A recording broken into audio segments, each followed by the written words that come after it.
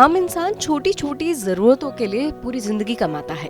इन चीजों में इतना उलझ जाता है कि जीवन के सबसे अहम पड़ाव रिटायरमेंट को भूल जाता है। बुढ़ापे के लिए बच्चों पर निर्भर हो जाता है। 60 के बाद बुढ़ापा ठाठ से कटे, इसके लिए रेगुलर इनकम जरूरी है। नेशनल पेंशन सिस्टम यानी एनपीएस स्कीम आपकी ये चिंता दूर कर सकती है। चयन की सास की खास रिपोर्ट में हम एनपीएस में हुए बदलावों के बारे में आज जानेंगे। सरकारी निकाय पीएफआरडीए यानी pension fund regulatory and development authority NPS scheme को रेगुलेट करता है।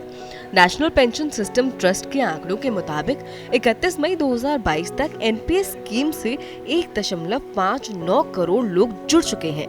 क्या है एनपीएस? नेशनल पेंशन सिस्टम यानी एनपीएस एक सरकारी रिटायरमेंट स्कीम है।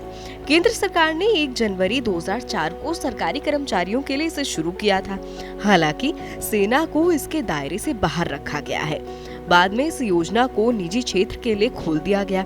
एनपीएस के निवेश में आयकर में भी छूट ले सकते हैं। ज्यादा से ज्यादा लोगों को एनपीएस से जोड़ने के लिए कई बदलाव किए गए हैं।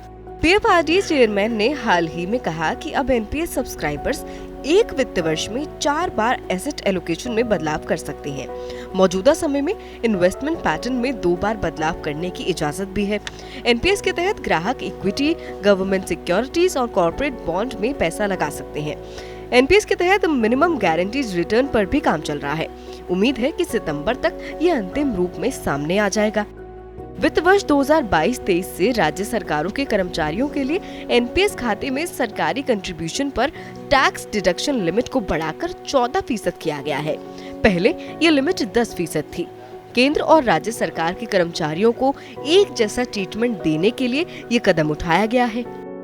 एनपीएस में एंट्री की उम्र सीमा को बढ़ाकर 70 साल किया गया। कोई भी 18 से 70 साल के बीच का शख्स एनपीएस अकाउंट खोल सकता है। पहले ये लिमिट 18 से 65 की थी। अगर कोई शख्स 65 से 70 साल की उम्र में एनपीएस से जुड़ता है तो 75 साल तक खाता चला सकता है। 18 से 60 के बीच कोई भी सब्सक्राइबर 60 साल या उसके बाद एनपीएस से नॉर्मल एग्जिट कर सकता है। ऐसे में उसे कॉर्प्स के 40% हिस्से से एन्युटी खरीदना होगा और बाकी का पैसा एक मुश्त निकाल सकता है। हालांकि अगर कॉर्प्स 5 लाख या उससे कम है तो सारा पैसा एक बार में निकाला जा सकता है। 65 साल से ऊपर का कोई व्यक्ति एनपीएस से जुड़ता है तो उसके लिए लॉक इन पीरियड 3 साल है। इसके बाद वो सामान्य निकासी कर सकता है। गैर सरकारी क्षेत्र के लोगों को स्कीम में 10 साल तक बने रहना होता है। इसके बाद प्री मैच्योर निकासी की जा सकती है। ऐसे में सब्सक्राइबर को पूरे फंड का 80% एन्युटी खरीदने में लगाना होगा, जिससे नियमित पेंशन भी मिलेगी। बाकी पैसों को एक मुश्त निकाला जा सकता है। हालांकि अगर कॉर्प्स 2.5 यानी कि 2.5 लाख से कम है तो एक मुश्त पूरा पैसा निकाल सकता है।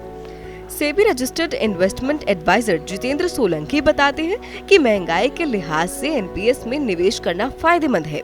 इसमें बेहतर रिटर्न देने की क्षमता है। लॉन्ग टर्म में 10 से 12% का रिटर्न भी मिल सकता है। एनपीएस का दायरा ज्यादा व्यापक नहीं होने की एक बड़ी वजह एन्युटी है। कॉर्प्स का कम से कम 40% हिस्सा आपको एन्युटी में डालना होता है।